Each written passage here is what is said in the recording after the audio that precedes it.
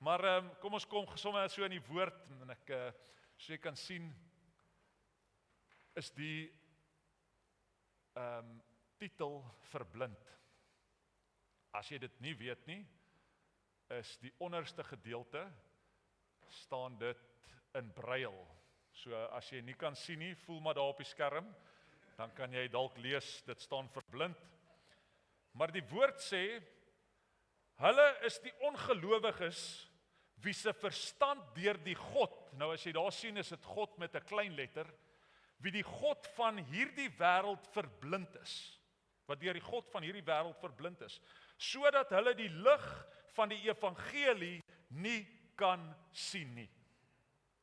Dit is die evangelie van die heerlikheid van Christus, die beeld van God. Nou as 'n mens kyk na die statistieke, vandag leef daar ongeveer 43 miljoen mense in hierdie wêreld met totale blindheid. Nou, ons het 2 in ons gemeente. Tannie Hester is nie heeltemal blind nie, sy is nou nie hier nie, wat met haar hond altyd inkom, en dan oom Pieter, wat saam met ons is, wat in totale blindheid lewe. Maar ek glo, soos wat daar mense is wat fisies blind is, het daar 'n tyd gekom, en ek gaan nou vir jou sê wat ek glo die effek daarvoor, of die rede daarvoor is daar mense wat geestelik blind is, totaal blind is, binne in die kerk. Nie, ons praat nie van die mense daar buite nie, want hulle sê, hulle is die ongelowiges, so hy praat nie net van die wêreld daar buite nie. Hulle het ongelowig geword binne in die kerk, as gevolg van die God van hierdie wêreld wat hulle verblind het, sodat die lig van die evangelie, die lig sal altyd bly skyn. Amen.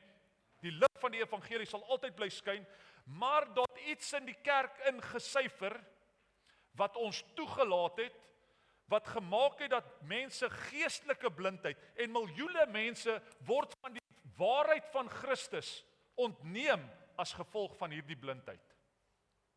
En as ons kyk, kan ons dit kyk in ons skole, 'n hele klompie jare terug, nie eers baie jare terug nie, was daar 'n Christelike vryheid in ons skole. En ons as kerk het toegelaat, laat Christendom stadig maar seker uit ons skole uitgedruk word. En so word ons kinders vandag, kom hy in die skool in, en hy word party mense word stelselmatig blind. En ons kinders word blind gemaak deur die God van hierdie wêreld, soos wat hy hier sê. In ons werksplekke was daar vrymoedigheid. Jy kon met enigiemand praat, jy kon bid waar jy wil. Nou word daar in die sekulêre wêreld, mag jy nie eers meer oor Christendom praat nie. Jy mag nie eers sê, ek weet nie of hulle hier is nie, ek moet nou vinnig kyk. Al die ander gelowe mag hulle publieke vakansie daar, en hulle vakansie daar, mag verlof insit vir die God wat hy aanbid, die God met 'n klein letter. Maar as ons hemelvaart wil vier, dan mag ons nie verlof insit daarvoor nie. En so verblind die wêreld, ewen in ons werksplek, verblind die wêreld ons. In ons samelewing, as jy kyk na sport, as 'n sportman vandag sê, ek is 'n kind van die Here, en ek staan nie vir dit nie, en ek staan nie vir dit nie, is baie vinnig, word hy uitgedruk. En hy sal nie die span maak wat hy veronderstel is om te maak nie. Die Australianer, Israel Folau, een van die grootes, wat 'n standpunt ingeneem het, ek sal nie op 'n Sondag speel nie, en ek staan nie vir enige homoseksuele tekens op my, toe hy dit sê, hy tot vandag toe nog nie weer 'n span gemaak by Australië nie. So verblind die, en daar is baie kinders van die Here wat sport speel, en hulle laat toe, dat dit stelselmatig die wêreld ons verblind. En ons probeer dit duidelik maak, dat Jesus is die enigste weg. En as jy, so hy sê, daardie lig sal altyd bly skyn. So al is mense blind, mense raak blind, sal hulle nie die lig sien nie. En hulle kom in die kerk in, en dink hulle sien die lig, maar eintlik sien hulle niks nie. En ons kyk reg deur die Bybel, Jesus het 'n hart gehad vir blinde mense. Daar is 'n klomp blinde mense genees onder die hand van Jesus. Op verskillende maniere. Deur modder op hulle oë, as ene wat Jesus spoeg gevat het en aan hom gesit het. En hy's bietjie genees en toe Jesus verder vir hom bid, toe sy verder genees. Maar nie een van hulle het 'n naam gehad nie. Daar was 'n blinde man, daar was 2 blinde mans, daar was nog 'n blinde man. Dis net altyd die blinde man, behalwe een. En ek wil vandag na hom kyk. Hy word geken as blinde Bartimeus.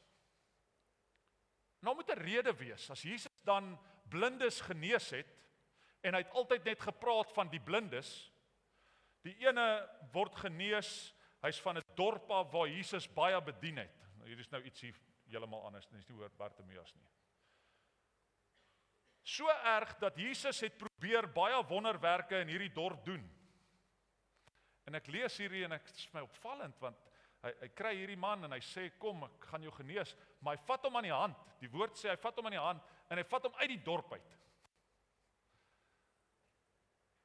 Want hierdie mense in hierdie dorp was geestelik blind vir die wonderwerkende krag van Jesus Christus. Hy vat hom uit daardie dorp uit, want in hierdie dorp sal daar nie genesing plaasvind nie. Vat hom uit die dorp uit en hy genees hom buitekant die dorp. En hy sê vir hom, moenie deur die dorp terug gaan huis toe nie, want die mense in die dorp sal jou weer blind maak. Nee, hy sê nie dit in soveel woorde nie, maar die mense is geestelik blind. Gaan direk huis toe en gaan wys vir jou mense by die huis wat het gebeur. Want Jesus weet, daar's 'n geestelike blindheid in hierdie dorp. Maar ons kyk na Bartimeus. Hy so een ding, hy is hopeloos, sit by 'n plek en hy bedel, hopeloos, maar in hierdie deel waar dit om voorstel, blinde Bartimeus, van Jerigo, hy is van ergens, hy's van Jerigo, die seun van Timeus.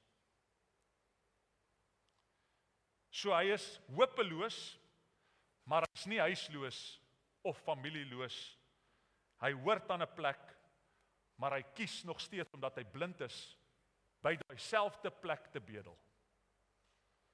En as ons kyk na daardie woord in Markus 10, so ek sê nou, dis die enigste ou wat 'n naam gehad het in die 4 evangelies, praat nie een van die ander behalwe Markus gee vir hom 'n naam nie.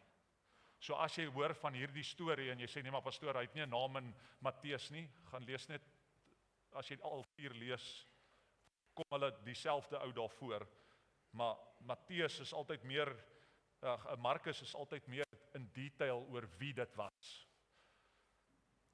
So Markus 10 vers 47 lees ons, en hierdie Bartimeus sit, en al wat hy kan doen, is hy kan hoor. Nou, ek was nog nooit blind in my lewe nie, maar ek hoor hulle sê dat wanneer jy een van jou sintuie verloor, word die ander ene sterker. Maar dan wil ek sê, geestelike blindheid maak baie keer dat ons nie ons ore dan ingestel is nie, ook. So dan verloor ons geestelik ook ons ore. Maar dit sê hierso, en toe hy hoor dat dit Jesus die Nasareëner was, toe begin hy uitroep en te sê, seun van Dawid, Jesus, wees my barmhartig. En ek gaan 4 dinge by jou los vanoggend wat hier is, wat jy as jy toegelaat het, dat jy geestelik blind word. So die eerste uitroep, eerste punt, roep uit. Jy moet op 'n plek kom waar jy kan besef, ek het toegelaat dat ek geestelik blind raak. En geestelike blindheid is nie net vir hulle, of nee, dis net hy nie, of nee, is net Claude nie, of net Dewald nie. Ek glo geestelike blindheid kan maklik deel word van jou lewe en jy begin jou oë toemaak vir sekere dinge. Maar die eerste uitroep, roep hy uit. En soos dit geskryf is in Romeine 10 vers 13, ken ons so goed, en elkeen wat die Here aanroep, sal gered word. Dit sê nie jy moet 2 keer of 3 keer of 5 keer of 10 keer, elke een wat die naam van die Here uitroep, wat sal met jou gebeur? Jy sal gered word. Ons lees verder, en hierdie is, ek gaan twee dinge hier aanraak, en jy gaan 2 dinge hier sien gebeur, vers 48 en 49. So toe hy uitgeroep het die eerste keer, lees ons in vers 48, en baie het hom bestraf, dat hy moet stil bly, maar hy het al harder uitgeroep. Jy sien die mense om jou, as jy begin uitroep, aanhoudend, of te hard, sal hulle vir jou sê, nee, shh, bly stil, nee, moenie jou hande klap nie, nee, moenie dit doen nie, nee, mense steek definitief hulle hand op nie. Mense sal sê, raak rustig. Hulle sit ewen bordjies buite die kerk op, sê stilte kerk. Dan kom ons in die kerk en ons is nog steeds stil.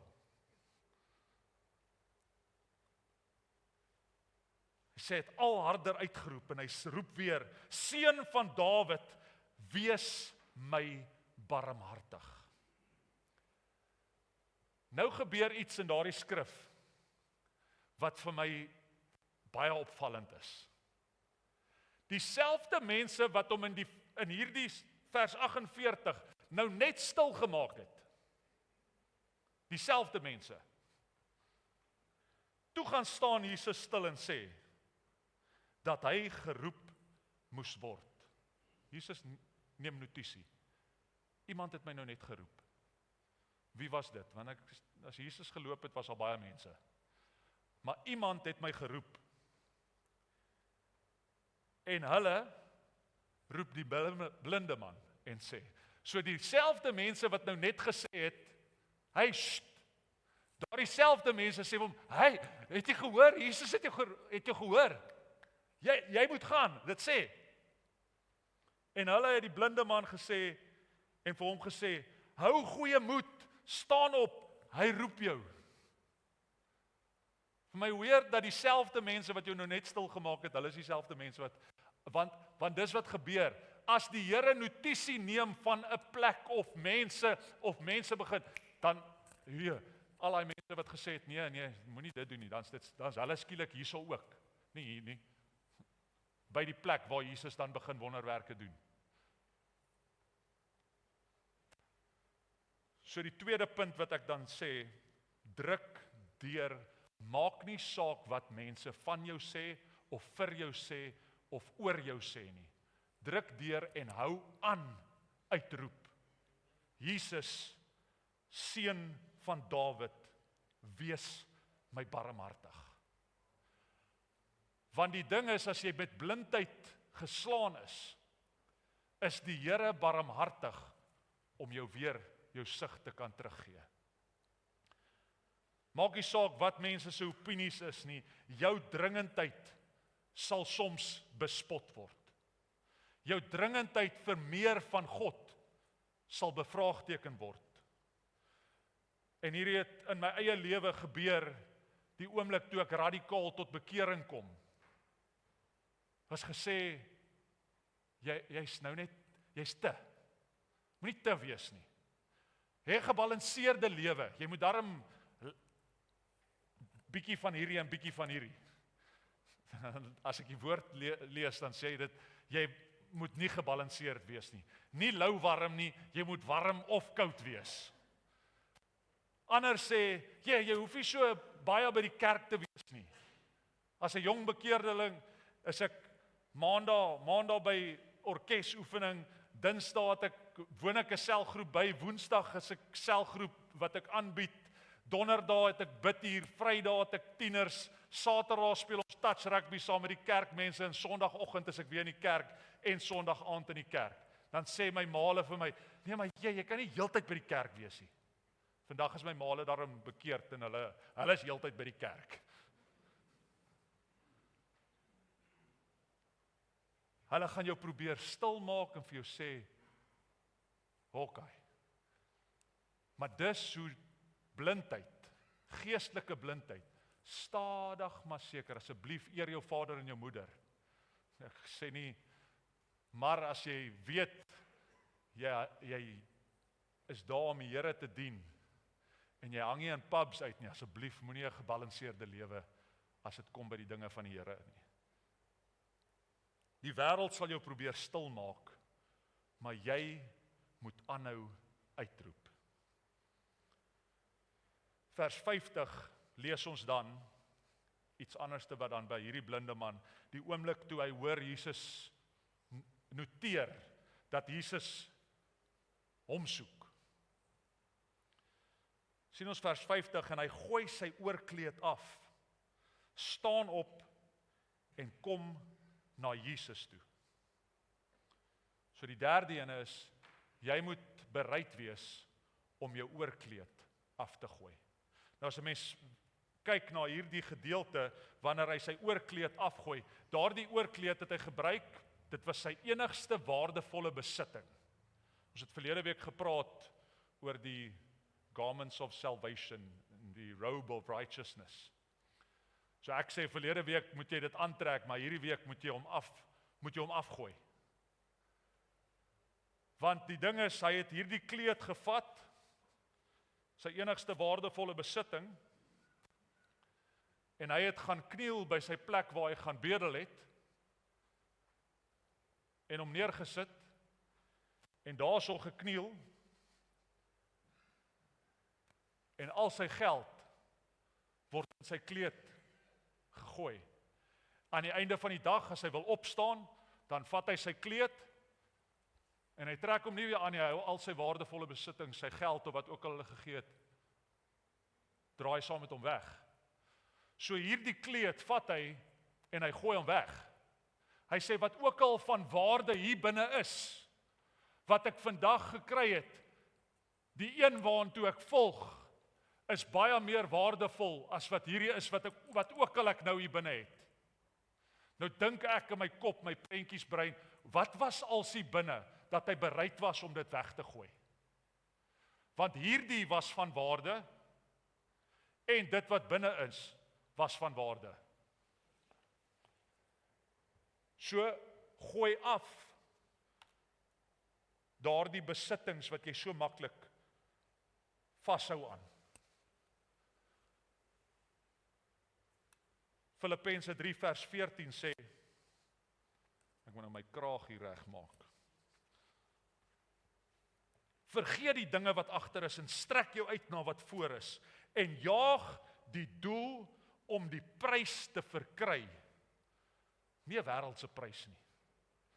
Die prys te verkry in Christus Jesus.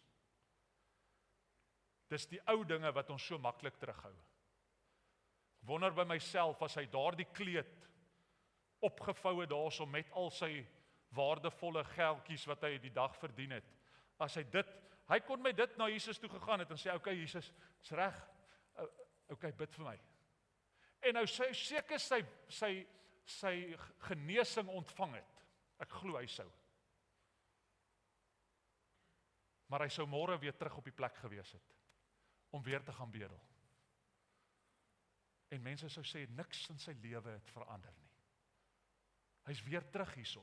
Maar hy was bereid om daardie oorkleed af te gooi, en te sê, dit wat vir my waardevol is ek bereid om neer te lê. Sy kleed was sy inkomste, maar hy het dit neergegooi. En ek vra jou vandag, gooi af jou oorkleed. Vers 51 en 52 lees ons dan, en dit sê, en Jesus antwoord en sê vir hom, ek kan jou beloof, as jy by Jesus kom, gaan hy jou 'n vraag vra. En wat sal jou antwoord wees? Want as jy iets van hom soek, of iets van hom verlang, of jy wil daardie geestelike blindheid, Here, ek wil weer kan sien geestelik. Ek wil die dinge kan sien wat U sien. Ek wil die dinge kan hoor wat U hoor. Ek wil U hartklop kan verstaan. Ons lees en hy sê Jesus antwoord en sê vir hom, wat wil jy hê moet ek vir jou doen? En hy, hierdie ou in aan nie. En die blinde man sê vir hom, Rabuni, dat ek mag sien. En kyk vir Jesus gaan nie in een of ander, ek noem dit altyd spooky spiritual, 'n heilige oomblik in nie. En Jesus sê vir hom, gaan, jou geloof het jou gered. En dadelik het hy gesien en Jesus op die pad gevolg. Nou volgens die teoloë sê hulle hierdie man, die ander het Jesus weggestuur, die ander wat hy genees het hy weggestuur en gesê, gaan wys jouself vir jou familie of vir jou mense of die mense in jou dorp dat jy genees is. Hierdie man volg Jesus. So volgens die teoloë is hy deel van die mense in die begin van die kerk.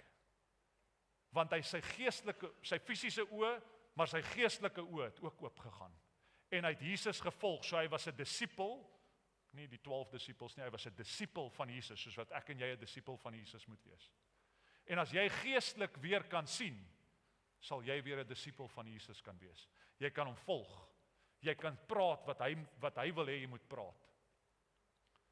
So, as hy vir jou daardie vraag vra, sê presies wat jy wil hê. Dis die 4de punt. Sê wat jy wil hê. Ons kan so maklik bid en ek het al hierdie gebede gehoor. Ek het dit self ook al gebid. Here, U ken my hart. U weet wat ek wil hê. Ek glo, want hierso sien ons, Jesus antwoord en sê vir hom, daardie begin van daai vers 51. Jesus antwoord en sê vir hom, nie Jesus vra hom nie, Jesus antwoord en sê vir hom, maar dan is dit 'n vraag, wat wil jy hê moet ek vir jou doen? So Jesus het reeds geweet, maar Jesus wil hê jy moet sê. So mense bid en sê, ag Here, U weet. Jy gaan moet praat, want jou geloof is in dit wat jy sê. Sy geloof het hom gered, maar in sy geloof was dit, Here, dat ek sal kan sien. En hy sê, jou geloof het jou gered.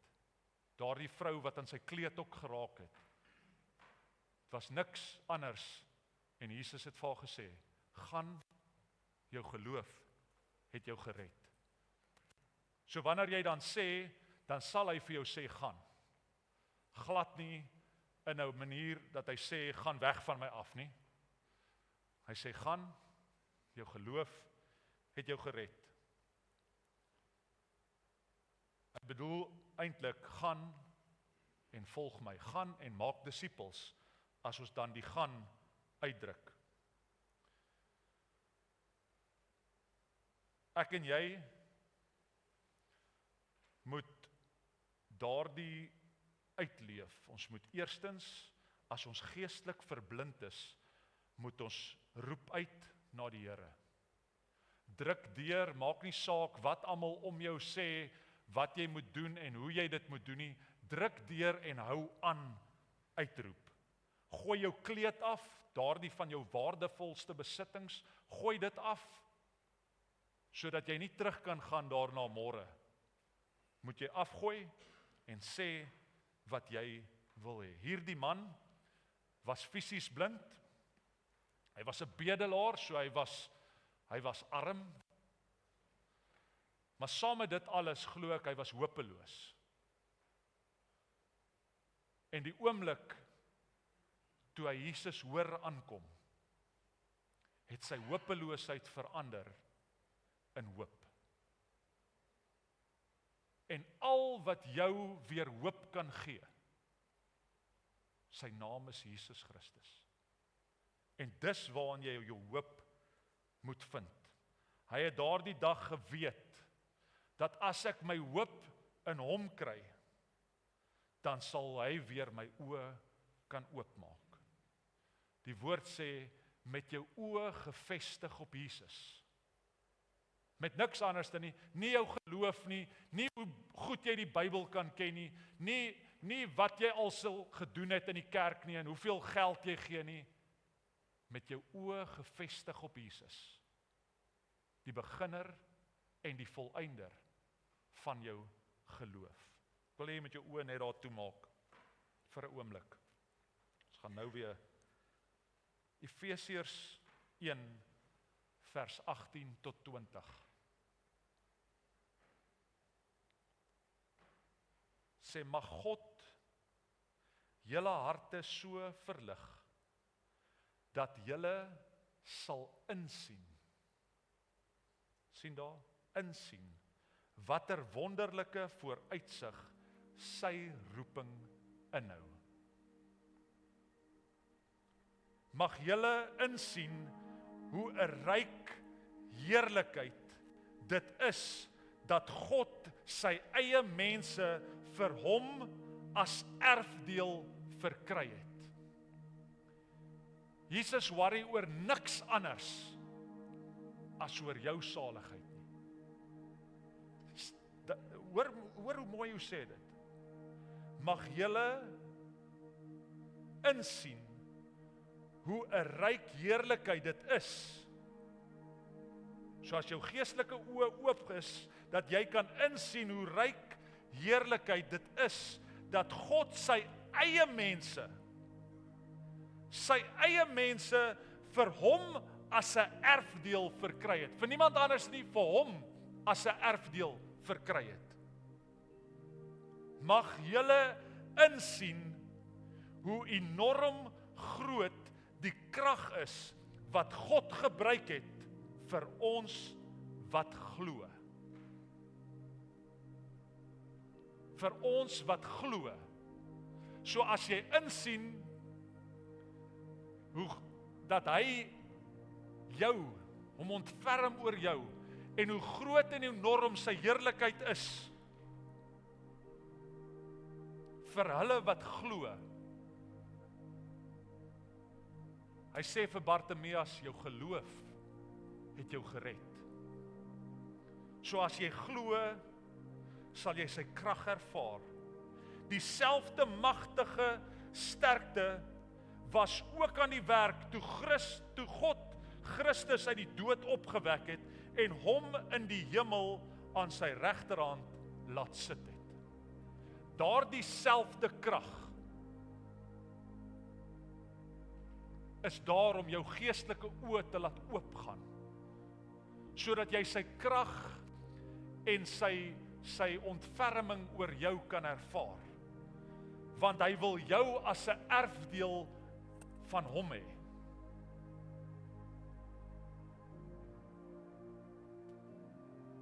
Dankie Here, dat ek nou kan bid, dat ons as Klein Karoo gemeente, ons mense, se geestelike oë nou sal oopgaan. Ons bid Here, dat ons mense weer sal uitroep na Jesus Christus. Dat ons mense sal aanhou roep, maak nie saak wat die wêreld vir ons sê nie. Here, en dat ons ook ons kleed, wat vir ons belangrik is en waardevol is, sal afgooi en na die voete van Jesus toe hardloop. En sê Here, dit wat vir my waardevol is nie vir my waardevol wat hierdie wêreld vir my kan bied nie. Maar dit wat U vir my kan bied, Here, doen dit vir my. En as U daardie vraag vir ons vra, wat is dit wat jy van my af wil hê? Dat ons sal antwoord met vrymoedigheid. Here, dat ek my sig weer terug sal kry. En soos wat hierdie skrif in Efesiërs sê, mag julle insien hoe enorm groot die krag is wat God gebruik vir ons wat glo. Mag ons glo in daardie krag. Mag daardie krag ons vrymaak. Mag dit ons oplig en mag ons sig so herstel word dat ons al sal sien en die lig kan sien wat Jesus Christus vir ons het. Sodat ons nie die ongelowiges is wat deur hierdie wêreld verblind is nie, maar dat ons die lig van die evangelie sal sien en dit kan uitleef. En dat die beeld van Christus altyd duidelik verander sal wees na wie toe hulle kan hardloop. Want dis by Christus waar ons hoop vind. Here, en soos wat ons aan hierdie tafel vandag sit, Here, nooi U ons uit en sê kom en het deel aan my liggaam. Het deel aan my liggaam, ek wil jou deel van my hê. Het deel aan my bloed wat ek vir jou laat vloei het.